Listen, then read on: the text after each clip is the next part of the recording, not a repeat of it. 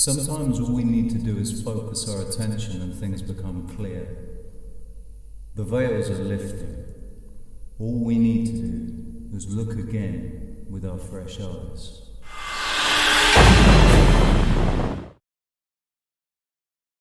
I want to put forward my hypothesis regarding the rewriting of history, changing of time, and the engineered events that enabled and enforced these resets. Are you delusional? Do you suffer from a mental illness? I know, this is pretty crazy, right? I know I sound like I've lost my mind to most people, but let me ask you this question. Have you ever studied history? If you're a true scholar of history, you will admit that there are many things that do not seem to add up. Philosophers mentioned hundreds of years before they were born. Similar narratives during similar times playing out, yet on opposite sides of the earth. Coincidences that number so great, it has to put into serious question the validity of coincidence. I obviously have no proof of any of my allegations. However, I know that there are many of you listening who cannot deny the things that I have already mentioned. Therefore, this warrants a closer look.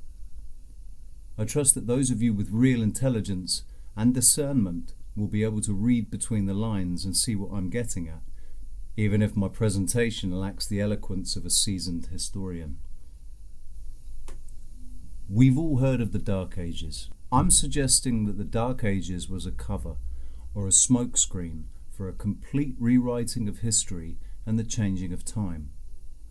So many things happened during this time, so many legends and myths that have been perpetuated by Hollywood and the entertainment industry. Before I go further, it is important for me to make sure that you're on the same page. Think of this as a thought game, where you drop any preconceived ideas or beliefs for the purpose of expanding your perception of the possible. We've all been programmed or indoctrinated into a number of different paradigms that govern the way we act and the way we think. Give me a boy until the age of 7 and I'll show you the man. It's a famous quote by Aristotle. They've known for a really long time that the most valuable minds on earth are those of the children. I say it goes way further than anyone realizes, and it's linked to the manifestation of our shared reality being based on our perception of it. I'm not about to explain how they created the state school system to indoctrinate us, but I will say that if you do your own research, you will find it for yourself. The curriculum was created by the very people who have been deceiving us. Research the Lucis Trust and its links to education. I'm suggesting that the Dark Ages were a time when the families that are controlling us now saw an opportunity in a crisis. And as we know, never waste a good crisis.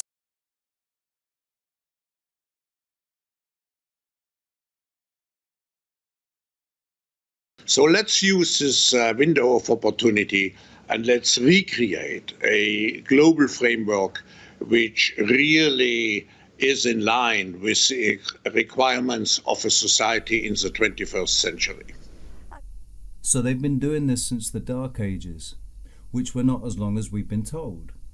It turns out that the Dark Ages were not as dark as all that, and at some point around 400 or 500 CE or AD, depending on your preference, they changed the prefix of I or J that was given to dates to a number 1, technically adding 1,000 years. The 1,000-year reign of Christ springs to mind. The year 1666, or as I am suggesting, I-666, was the year that Sabbatai Zevi, or Sheptai Zvi, as I've heard it pronounced, ushered in the year of redemption through sin. In fact, I think it was more than a year, but it was the year of redemption through sin, where declaring himself to be the Messiah, the Messiah, he suggested and proposed that God would come to earth quicker if everybody sinned as much as possible. And so he turned all of the traditions and all of the festivals that were enjoyed by the Jewish people, turned them upside down. So if it was a time to fast, he turned it into a time to feast. And if it was a time to feast, he turned it into a time to fast. He promoted sexual orgies involving children. He promoted sacrifice. He went against everything that they said in Jewish faith in the Torah. He went against it in an attempt to bring God to earth sooner. So you could say that he was the first Zionist Jew. He was rejected and denounced by the rabbis, the leaders, the church leaders at the time. And when he was captured by the Sultan of Persia and given the ultimatum, convert to Islam or lose your head, he converted instantly with no protest to Islam. But he did it saying out of the side of his mouth to all his million followers, "Don't worry, I'm not really converting." He converted on the surface, but in secret he still practiced his faith. And he encouraged his followers to do the same, to convert to whatever the most accepted faith was, whatever faith it needed to be, Catholicism, Christianity, Islam. And he created the Donma in Islam, which still exists, the wife-swapping people. In Turkey, I believe it is. To look at them, you would think that they were Muslim, but they are Jewish, and they engage in sexual orgies.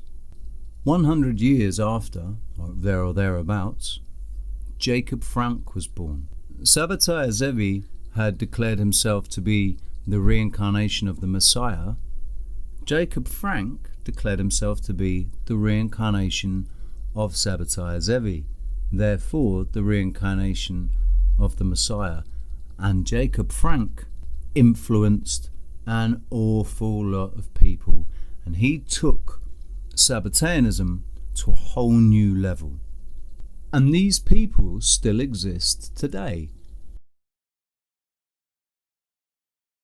It is rumoured that Winston Churchill was a crypto Jew, and Rothschild is a crypto Jew. They've taken the Jewish faith and they've presented it as a smokescreen. They present themselves as Jewish and Catholic and Muslim, but they're all Sabbatarian, Frankist, crypto Jews. They're the ones that are responsible for rewriting history. They're the ones that are responsible for restructuring time, all in an attempt to bring about the end of the world as we know it, to bring their God to earth, whatever their final agenda is, however it is that they actually think. Because we can all sit here and speculate as to what their final outcome or desire is from the outside, but whatever it is that they think's going to happen.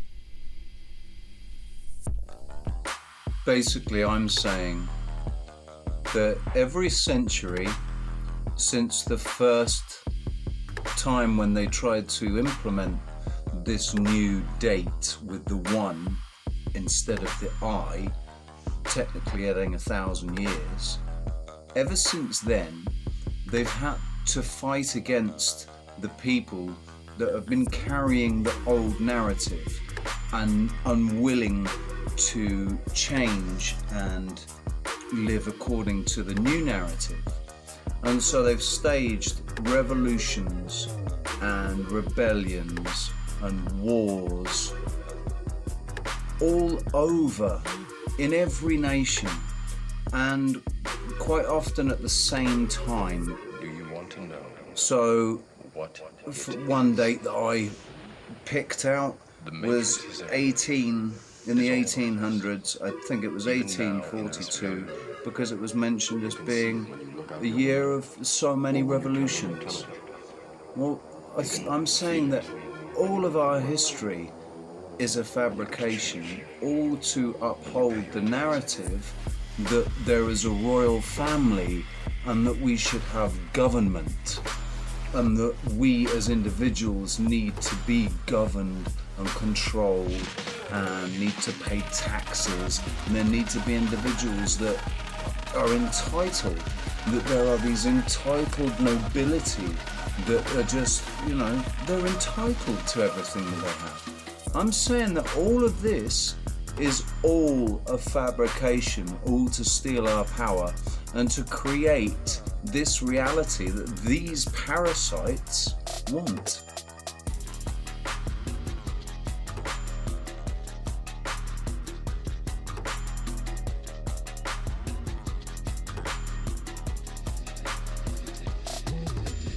it is the world that has been pulled over your eyes to blind you from the truth. What truth? That you are a slave